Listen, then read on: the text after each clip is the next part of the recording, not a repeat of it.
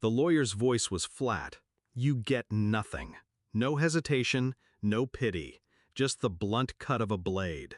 I sat there, back straight, hands folded, watching him slide the papers across the polished oak table. My wife didn't look at me. My children didn't either. They leaned toward my brother instead, smiles sharpened like knives, waiting for their share of the carcass. Then my son laughed.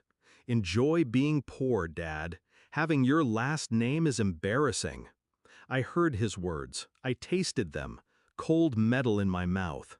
I didn't speak. I just clicked the pen, signed away the claim, and set it down. "As you wish," I said. Then I walked out. No anger, no protest, just silence. Because silence holds longer than rage, and it cuts deeper. Betrayal is never sudden. It festers, slowly. I saw it in glances across dinner tables, in hushed phone calls when they thought I slept, in the way my wife's hand lingered too long on my brother's shoulder, the way my children's loyalty tilted toward him, as if blood wasn't blood anymore. At first I thought it was imagination, paranoia from too many sleepless nights. But the laughter at that will reading, my son's mockery, my daughter's silence, told me it had been real all along. They had chosen, my brother, not me. Wealth over name, power over loyalty. And in that sterile office, with the lawyer's voice still echoing, I realized something else. I wasn't losing them. They had already been gone. I didn't drink that night. I didn't shout. I observed. My wife left her phone on the counter, careless. I scrolled through messages while she slept. Late-night confessions, plans, dreams shared with him. "We'll be free soon. He's almost out of the way." I checked bank records.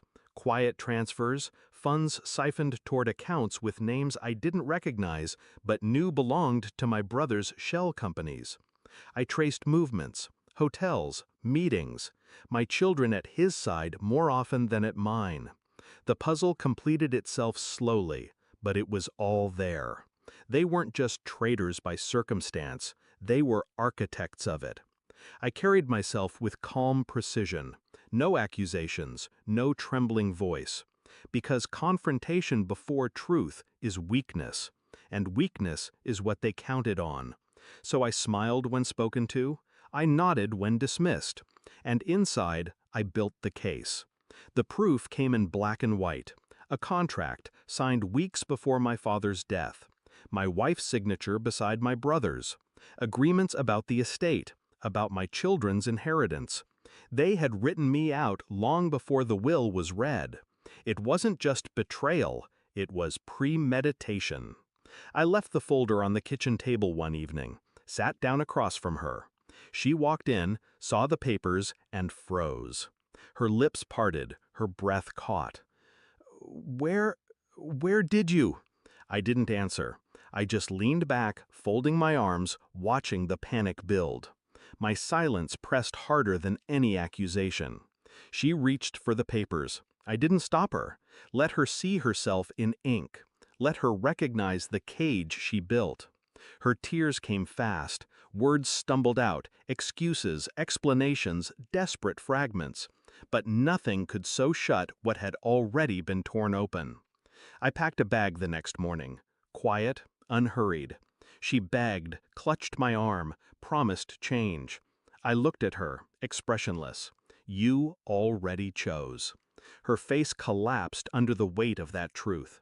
I didn't shout, I didn't curse. I simply walked out, leaving the papers on the table, letting her know I knew everything.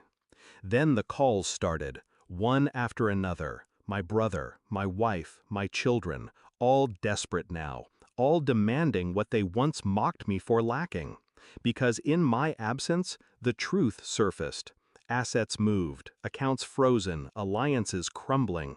I hadn't left empty. I had taken what mattered most, and they hadn't seen it until it was gone. 28 calls in 3 days. I didn't answer a single one. Their voices filled my voicemail. Pleas, apologies, fear. My son crying now instead of laughing.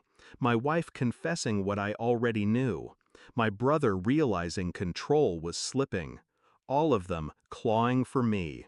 And I sat in silence, watching the phone light up, then fade. Because revenge isn't about fire. It's about absence. It's about teaching them that betrayal costs more than loyalty ever could. And in the end, it wasn't me who was erased. It was them. Thanks for watching. Don't forget to like, share, and comment. Subscribe now to Cheating Stories Insight World for more amazing stories.